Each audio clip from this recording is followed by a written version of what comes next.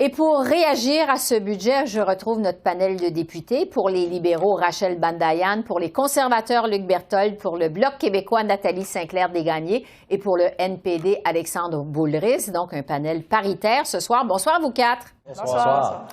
D'abord, courte réaction, je dirais, de façon générale sur le budget. Je vais vous demander à tour de rôle, est-ce que c'est un budget responsable si jamais le Canada se retrouve en récession? Luc Berthold, tiens, on vient d'entendre votre chef. Je vais commencer par vous. Bien, écoutez, non, et c'est pas moi qui le dis, c'est la ministre des Finances elle-même qui l'a déclaré quand elle avait dit lors de l'énoncé économique de l'automne qu'il y avait une ligne rouge qu'elle ne franchirait jamais concernant le ratio de la dette sur le PIB. Et la première chose qu'on a appris, c'est que non seulement ce ratio va être dépassé cette année, il va l'être également l'année prochaine. Elle avait dit que c'était une ligne qu'il ne fallait pas franchir pour avoir un budget responsable.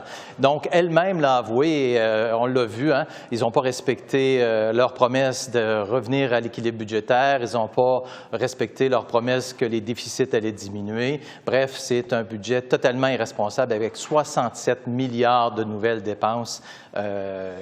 Donc, on ne s'attendait pas à rien de moins des libéraux. On espérait, mais malheureusement, ils ont livré un budget libéral comme ils sont habitués de le faire. Nathalie Sinclair-Desgagnés du Bloc, un budget responsable? Bien, pas vraiment, parce que quand on pense récession, on pense à perte d'emploi.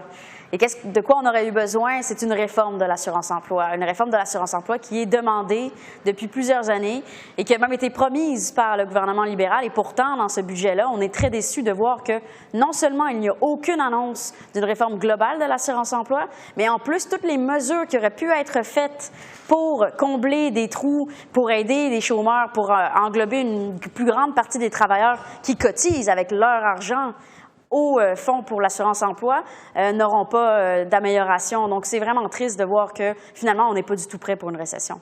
Alexandre Boulris, au NPD, vous appuyez, on le sait, ce budget, donc un budget responsable dans les circonstances?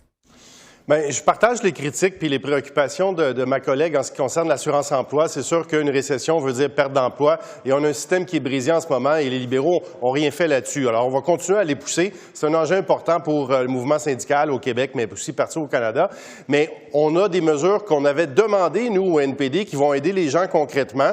On pense à doubler le crédit d'impôt sur la TPS. On l'a obtenu dans ce budget-là. Ça va aider les gens tout de suite. Puis en plus de ça, bien, on a les soins dentaires pour les adolescents, pour les personnes âgées, pour les personnes en situation de handicap. Et ça va leur permettre d'économiser des centaines, voire des milliers de dollars dans les prochaines années. Alors, si jamais il y a une récession, puis ça devient un petit peu plus difficile économiquement, mais au moins les gens pourront aller chez le dentiste puis se faire payer par le gouvernement fédéral. Puis, je pense que ça va plaire et ça va être très utile pour beaucoup de personnes, notamment nos aînés. Bon, Rachel Bandayan, vous venez d'entendre les critiques, notamment du Bloc et des conservateurs. Qu'est-ce que vous répondez à vos collègues, brièvement? C'est un budget responsable. Tu me vois venir, Esther. Ça aurait été irresponsable de ne pas dépenser afin de sauver notre système de santé qui est présentement en crise. Et ça aurait été certainement irresponsable de ne pas préparer le Canada pour l'économie de demain. Et on sait que les Québécois demandent qu'on accélère la transition verte et la transition juste. C'est ce qu'on fait.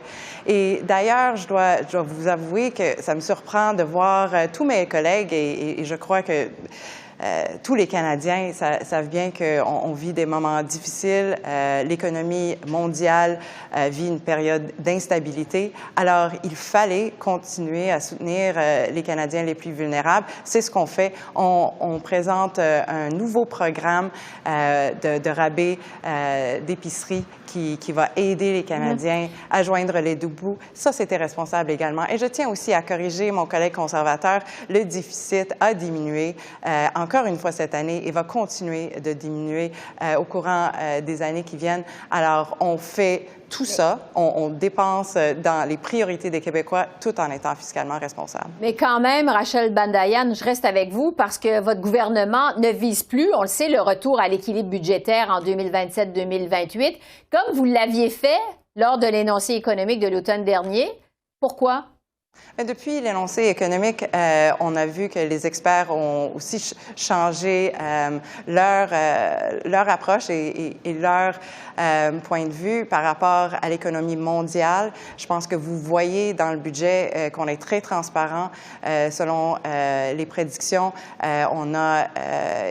Il faut vivre avec la situation économique mondiale et nous allons voir que le Canada, comme tous les pays à travers le monde, s'attendent à une période un peu plus difficile économiquement dans les mois à venir. Nous, au Canada, on est chanceux. On a vu que l'inflation a déjà baissé ici et j'espère, et selon les experts, ça va continuer de baisser ici au Canada. Luc Berthold des conservateurs, le gouvernement a annoncé hier 13 milliards de dollars pour le programme d'assurance dentaire. C'est une demande du NPD.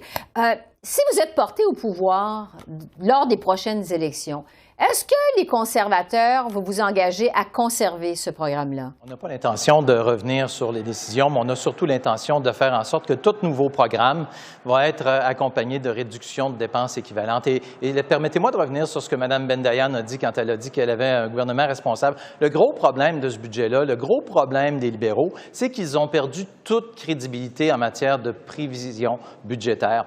On parle, dans le budget actuellement, on fait des prévisions économiques que l'inflation sera de 3,5 dans la prochaine année. 3,5 là, ça veut dire qu'on va passer de 5,5 actuellement. On va s'en aller à 2 pour le mois de juillet, puis on va rester à 2 jusqu'à 2 d'inflation pour les 5 prochaines années. Il n'y a rien qui se tient. Souvenez-vous, les libéraux avaient promis de faire des petits déficits puis de revenir à l'équilibre budgétaire 4 ans après. Ils ne l'ont pas respecté. Souvenez-vous que les libéraux, encore une fois, avaient dit qu'on allait devoir s'attaquer à la dette, qu'on allait rembourser la dette, les emprunts faits par la COVID. Il n'y a rien de ça qu'on a vu dans ce budget-là. Tout ce que les libéraux promettent en matière de finances publiques, ça ne se réalise pas. Et malheureusement, il semble oublier qu'il y a un seul payeur pour tout ça. C'est le citoyen canadien qui va devoir payer pour l'ensemble de ces dépenses-là. Ils peuvent emprunter, ils le font allègrement. Ils peuvent taxer, ils le font allègrement aussi. Ou ils peuvent imprimer de l'argent, ça, ils l'ont fait allègrement au cours des dernières années. Et c'est ça la réalité. Nathalie Sinclair des Gagnés au Bloc québécois, vous avez dit à la période des questions cet après-midi que le budget incluait 17 milliards de dollars destinés à l'énergie propre, mais que ce serait plutôt destiné à l'industrie pétrolière. Expliquez-nous qu'est-ce que vous avez voulu dire au juste. En fait, c'est très simple. Ce qui apparaît dans le budget, c'est un crédit d'impôt. C'est un crédit d'impôt qui va pouvoir être réclamé par surtout des entreprises, peut-être dans certains cas des sociétés d'État, mais c'est très, très, très nébuleux sur la manière dont ça va pouvoir être mis en place.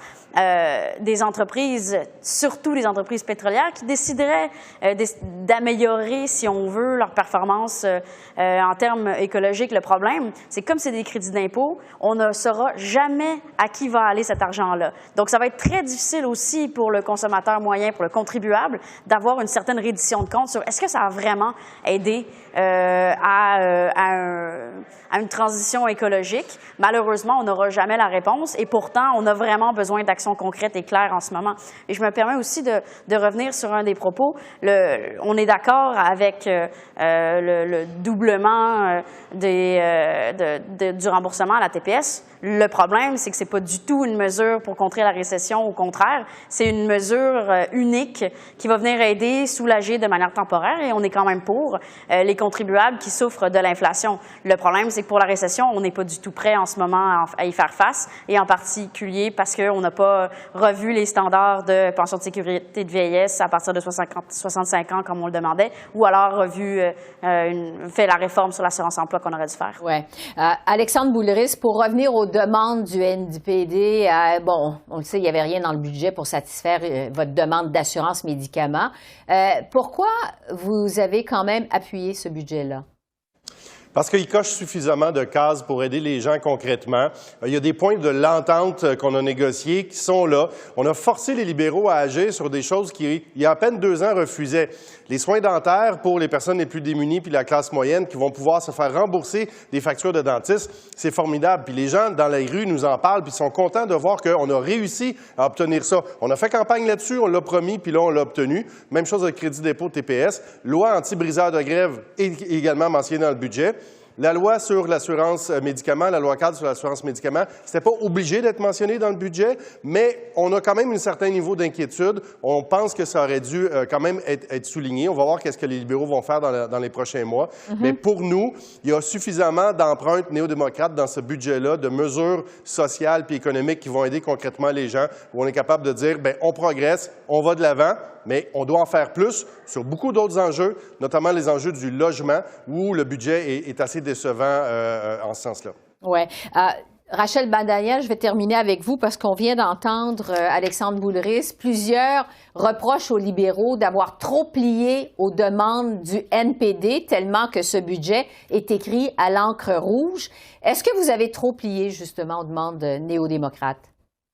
Écoutez, il n'y a personne qui nous force à faire quoi que ce soit. On a pris nos décisions et on est responsable pour. On a dépensé 10 milliards de dollars dans notre stratégie nationale de logement et on continue avec cette stratégie-là et on continue de bâtir des maisons et des logements. C'est une priorité pour nous. Je tiens aussi à dire que c'est 1 milliard de dollars qu'on vient d'annoncer pour la protection et la promotion de nos 2 langues officielles, y compris la promotion du français au Québec. Alors, plein de bonnes choses dans ce budget-là qui répondent aux demandes des Québécois. Facile, mais les résultats sont plus difficiles à obtenir. Un budget d'austérité des conservateurs, mesdames et messieurs. Alors, le mot de la fin à Rachel Bandayan. Merci à vous 4. Merci beaucoup. Merci. Merci, Mme Bégin. Au revoir.